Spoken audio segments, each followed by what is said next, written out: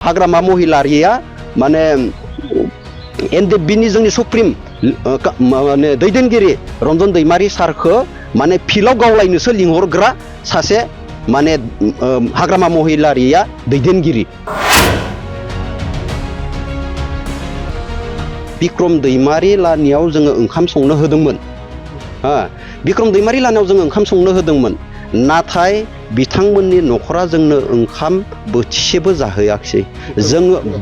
बिक्रम दैमारिनि न'खरा दिनैहाय आं नैखौसो बुंनो नागिरदो दिनैहाय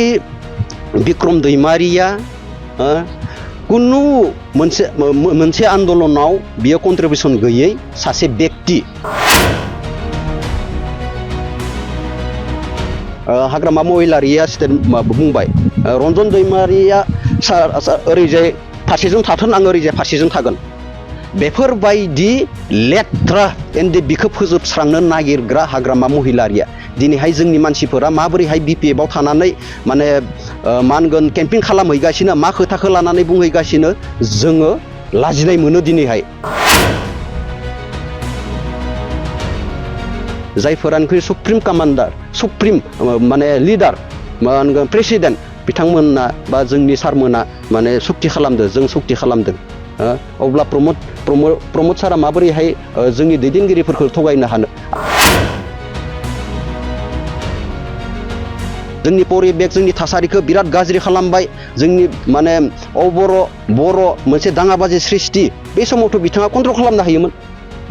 बै समाव एसेबां माने बर' माने जोंनि लाइमोन स्टुडेन्टफोरा माने फेक इनकाउन्टार खालामजाबाय बे समाव हाग्रामा महिलारिया सिप दङना गैयामोन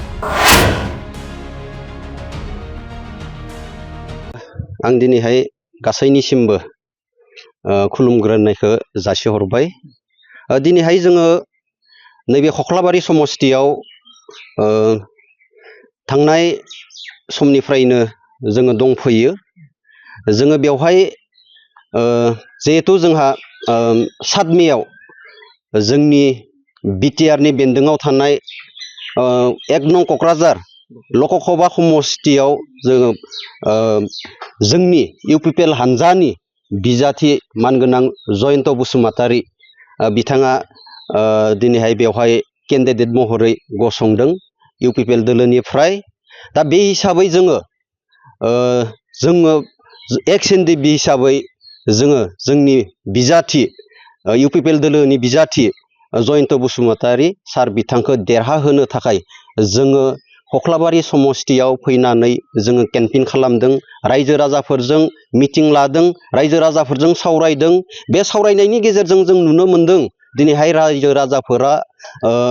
जोबोर माने इउपिपिएल दोलोजों सापर्टआव दङ मानो होनना बुङोबा थांनाय 2020 सननि 27 जानुवारियाव जोंनि गेजेराव मोनसे गोजोन गोरोबथा फैबाय 27 जानुवारियाव जिहेतु जोंनिया बिटिआर एकर्ड मोनसे बर'नि गेजेराव एग्रिमेन्ट जाबाय बेनि उनाव दिनैहाय जोंनि गेजेराव गोजोन थासारिया सफैदों बेनिखायनो दिनैहाय रायजो राजाफोरा बे गोजोन थासारिखौनो अरायसम नेनानै दङमोन जोङो नुनो मोनदों थांनाय 2020 नि 27 जानुवारिनि जि आगोलनि जा बिपिएफ सरकार 17 बोसोर जा दैदेननाय बिपिएफ सरकार बै समाव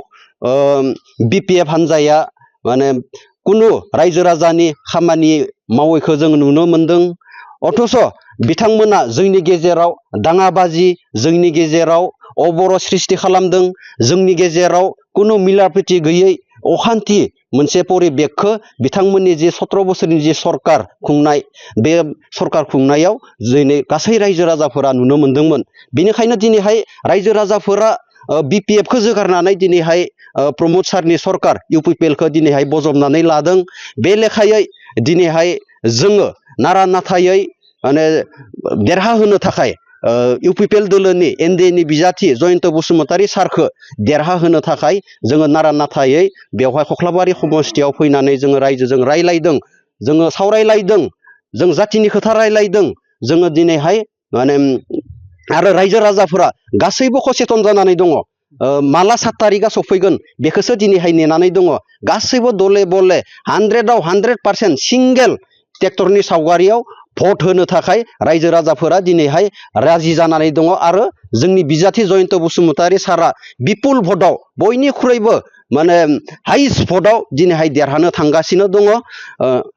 बेनि सायाव मोनसे खोथाखौ दिनैहाय रायजो राजाफोरनि सिगाङाव क्लारिफिकेसनखौ होनो लुबैदों आङो जेब्ला 2010 आव आङो बांलादेशनिफ्राय हायेन फारसे रावना होफैदोंमोन बा फैदोंमोन आसाम फारसे जोंनि बड'लेण्ड फारसे फैदों 2010 आव बेवहाय जोंनि परिबेगा बिराद गाज्रिमोन जोंनि परिबेगा बे समाव जोङो माहा थागोन माहा मागोन जोङो गोदाव सोराव जानानै दङमोन बे समाव जोंनि हाग्रायानो जाबाय रायजो राजाफोर जेसेबांखि खमाव बर' रायजो राजाफोर दङ गासैबो जोंनि मोनसे हाग्रा बायदिमोन जोङो बर' गामिफोराव थाङो बेवहाय ओंखाम सोंखाम जाहैयो माहैयो जेब्ला आङो ओरैजाय बांलादेशनिफ्राय फैनानै ओरै अदालगुरि फारसे थांबाय बेवहाय जोंनि लोगोफोर दङमोन बेवहाय थांनानै मा होनगोन बिक्रम दैमारि मोननि गामियाव जोङो सहैदोंमोन जोङो आंनि दैदेननायाव गासै 8 जन मोनसे टीम दङमोन 8 जन मोनसे टीम दङमोन जोङो बै समाव माने थांनानै बिथांमोननि गामियाव जोङो माबा मोनसे गामिमोन सेंखारना माबा मोनसे गामिमोन बिथांमोननि गामिया बिथांमोननि दिमाकुसिनि आन्दाराव गोग्लैयो बिथांमोननि गामियाव थांनानै इनिफ्राय बिक्रम दैमारि लानियाव जोङो ओंखाम संनो होदोंमोन बिक्रम दैमारि लानियाव जोङो ओंखाम संनो होदोंमोन नाथाय बिथांमोननि न'खरा जोंनो ओंखाम बोथिसेबो जाहोआखिसै जोङो बिक्रम दैमारिनि न'खरा दिनैहाय आं नैखौसो बुंनो नागिरदो दिनैहाय बिक्रम दैमारिया कुनु मोनसे आन्दोलनाव बियो कन्ट्रिबिउसन गैयै सासे व्यक्ति बै समाव कुनु मोनसे आबसुआ बै समाव गोबां राजा लामा जथेदों आन्दोलन खालामदों होसिरखावदों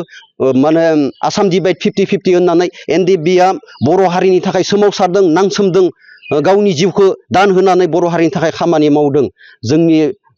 जोंथ' आरो बर' रायजोनि थाखाय मावदों हिसाबै बर' रायजो राजाफोरा गासैबो जोंखौ बजबनानै लादों जों बर' रायजो राजानि न'खराव थांनानैनो जोङो बोथिसे ओंखामखौ जोङो जानो लुबैखागोन नाथाय बिक्रम दैमारि बिथांनि जा माने न'खर जोंनो मोनसे समाव ओंखाम संनानै जाहोयै न'खरनि सासे बिथाङा व्यक्ति दिनैहाय बिथाङा जोंखौ लानानै जोंनि एनडिएफबिनि रिहेबिलिटेसन मुंख्लंफोरनि फैसा मोननाय मोनै दिनै जेलाव थानाय सार बिथांमोनखौ लानानै दिनैहाय जातिनि बिराद गिदिर खोथा बुंदो बै समाव माहा दंमोन बिथाङा बै समाव माहा दङमोन जाय मानसिया जातिनि कुनु मोनसे कन्ट्रिबिउसन गैयै सासे व्यक्ति दिनैहाय बियो मा होनगोन एनडिएफबिखौ लानानै खोथा बुंदो जाय मानसिया ओंखाम बोथिसे जाहोनो हायै माने कुनु कन्ट्रिबिउसन गैयै सुबुं बियो दिनैहाय एनडिएफबिखौ लानानै खोथा बुंसोनायखौ जोङो माने नुनो मोनदों बेनिखायनो आङो दिनैहाय बिथांखौ गोरा गोख्रोङै बुंगोन जोंनि मुंख्लंफोरखौ लानानै राजनिति नोंथाङा दा गेले नोंथाङा जोंनि मुंख्लंफोरखौ लानानै दा गेले जोङो हारिनि थाखाय गावखौ जिउ बावसोमनो होननानै दुखु खस्थ' सैसोमनानै बांलादेशआव थाना फैबाय भुटानाव थाबाय गुबुन हादोराव थानानै जोङो माने दिनैहाय फैनाय मानसि जोंखौ लानानै नोंथाङा दा गेम गेले जोङो जा मावनांगौ जों मावगोन जा जोङो जोंनि सेंग्राफोरा फैसा मोनदों मोनाखै जोङो बेखौ जों दङ जों मावगोन दिनैहाय जेलनिफ्राय दिरुननाय बेखौ जोङो खामानि मावगासिनो दङ जोङो जायफोरानोखि जेलाव दङ दिनैहाय बिथांमोनखौ जोङो दिरुननो थाखाय जोङो खामानि मावगासिनो दङ दिनैहाय मा होनगोन बिटिआर एकर्डनि इमप्लिमेन्टनि खोथा दिनैहाय बेखौ जोंनि दैदेनगिरि सारमोना खामानि मावगासिनो दङ जाय समाव जोङो बिटिआर एकर्डखौ मा होनगोन लाबोबाय बे समाव जोङो एनडिएफबि 4 आबसु इउबिपिअ जों जथायै जोंनि बर'नि माने टप अफ दा लिडार दैदेनगिरिफोरा दिनैहाय बेवहाय सुक्ति खालामदों जों सुक्ति खालामदों दिनैहाय बिक्रम दैमारिया कुनु जातिनि एक बिन्दोबो कन्ट्रिबिउसन गैयै मानसिया बिनि सालाय बिजौनिफ्राय बे माने मा होनगोन बिटिआर एकर्डनि खोथा बुंनो समाया जोंनि एनडिएफबिनि मार्टियासफोरनि खोथाखौ लानानै बियो बुंनो समाया जोङो खामानि मावगासिनो दङ दिनैहाय प्रमद सारजों जों सावरायो दिनैहाय आंबो सासे इउपिपिएलनि सोद्रोमा हिसाबै जोङो माबायदिहाय बिटिआर एकर्डनि इमप्लिमेन्टेसन बेखौ थाबैनो मावफुंनो हागोन जोङो बेखौ अरायसम नाजादों आरो जोंनि जा माने परिबेक बेखौ जोङो माबोरैहाय गोजोन थासारिनि गेजेरजों जोङो खालामनो हागोन आरो जोंनि जा फैबाय थानाय जेनेरेसन जों बिथांमोनखौ माबोरैहाय माने मोनसे इडुकेसन सेक्टराव जोङो दावगालांहोनो हागोन जोंनि एरियाखौ डेभेलप खालामनो हागोन जोंनि समाजखौ माबोरैहाय जोङो दानो हागोन जोङो बेखौ मोजाङै मोजां दानो हागोन दिनैहाय जों बेखौ नाजागासिनो दङ बै समाव माहा दंमोन बिक्रम दैमारिया जाय समाव जों आन्दालन खालामदोंमोन जाय समाव जों आखायाव हाथियार लानानै सोमावसारदोंमोन बै समाव बिक्रम दैमारिया माहा दङमोन दिनैहाय जोंनो खुद बिथांनि माने गामियाव थांनानै बिथांनियाव जोङो ओंखाम बोथिसे माने जादोंमोन जोंहा मा दङ मा गैया जोङो माने अरायसम माने न'आवनो आलो गोजोन गावनि बिमा बिफाजों थानानै जोङो संसार जालांनो हायो थालांनो हायो खिन्थु जों सोरनि थाखाय नांदोंमोन हारिनि थाखायनो जों नांदोंमोन दिनैहाय बिक्रम दैमारिया बेनिफ्राय बिथिङाव नैबेखौ बुंनो लुबैदों दिनैहाय जाय समाव हाग्रामा महिलारिया सरकार खुंदोंमोन 17 बोसोर बे समाव दिनैहाय जोङो बै समाव नुनो मोनदों माने जोंनि ग्रुप एबा जोंनि एनडिएफबिखौ फोजोबस्रांनो नागिरग्रा माने पलिटिकेल पार्टियानो जाबाय हाग्रामा महिलारिमोन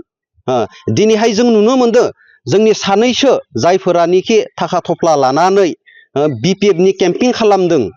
जायफोरानोखि माने बिपिएफनि जानानै रायजो राजाफोरनि सिगाङाव भुवा माने खोथा बाथ्रा बुंनानै बायदिसिना खोथा बाथ्रा बुंनानै दिनैहाय माने केम्पिं खालामगासिनो दङ आं बिथांमोनखौ माने खावलायगोन बा बुंगोन जेन माने जोंनि गेजेराव रायजो राजाफोरा गोजोन थासारिखौ लुबैदों मोजां मोनसे गभर्नमेन्ट नागिरदों बे लेखायै दिनैहाय गासै जेसेबांखि रायजो राजाफोर दङ गासैबो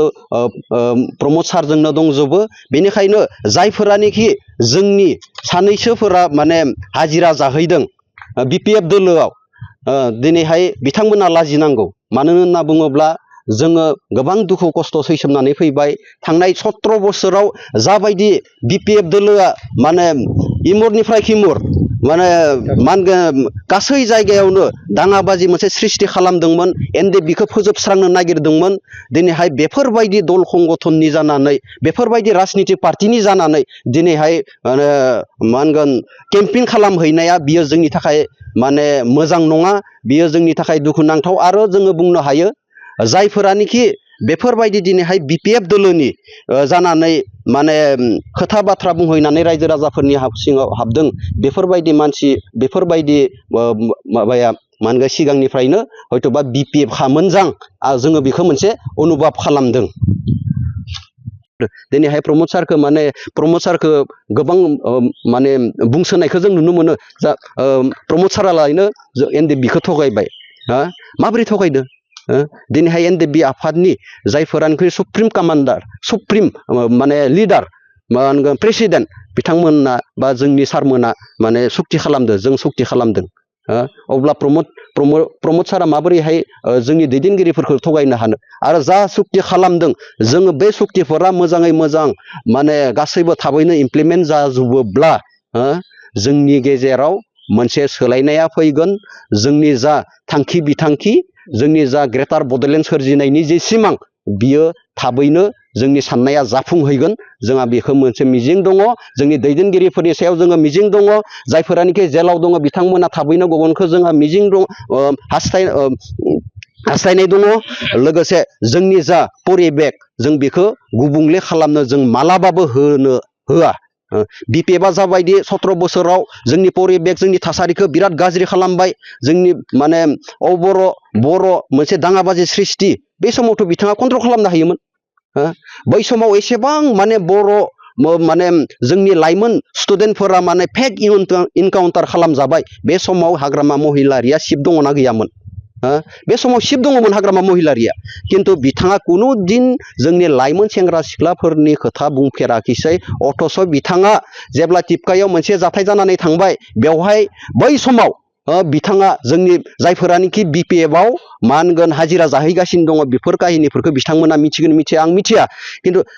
जाय समाव बै समाव हाग्रामा महिलारिया माने एनडिएफबिनि जोंनि सुप्रिम माने दैदेनगिरि रन्जन दैमारि सारखौ माने फिल्डआव गावलायनोसो लिंहरग्रा सासे माने हाग्रामा महिलारिया दैदेनगिरि मिथिबाय जाय समाव माने जोङो बै समाव माने ओरैजाय आङो सनितपुराव दङमोन बे समाव बे समाव इनिफ्राय हाग्रामा महिलारिया बुंबाय रन्जन दैमारिया ओरैजाय फारसेजों थाथों आं ओरैजाय फारसेजों थागोन बेफोरबायदि लेथ्रा एनडिएफबिखौ फोजोबस्रांनो नागिरग्रा हाग्रामा महिलारिया दिनैहाय जोंनि मानसिफोरा माबोरैहाय बिपिएफआव थानानै माने मा होनगोन केम्पिं खालामहैगासिनो मा खोथाखौ लानानै बुंहैगासिनो जोङो लाजिनाय मोनो दिनैहाय एसेबां मोनसे माने 5,000निबो बारा माने मार्टियास जानानै दिनैहाय जोङो माने बिटिआर सुक्ति खालामदों अब्ला जायफोरानोखि एनडिएफबिखौ फोजोबस्रांनो नागिरग्रा पार्टि दिनै बिथांमोननि जानानै दिनैहाय केम्पिं खालामहैगासिनो दिनैहाय बिथांमोननि जानानै माने गोबां खोथा बुंहैदो अब्ला माने बिथांमोनखौ दिनैहाय माने माबानांगौ जाय पार्टियानोखि माने जों एनडिएफबिखौ फोजोबस्रांनो नागिरग्रा बेनिखायनो आङो खावलायगोन दिनैहाय जोंनि 1 नं क'क्राझार एसटि लकसभा समस्तिनि जेसेबांखि रायजो राजाफोर दङ गासैबो माने जोंनि एनडिएनि पार्टि जयन्त बसुमतारी सार नो माने ट्रेक्टरनि सुबियाव भट होनानै जोंनि सारखौ देरहासार खालामगोन आं बेखौ एक्स एनडिएफबि एबा इउपिपिएलनि सासे मावथि हिसाबै खावलायहरनाय जाबाय खुलुमबाय।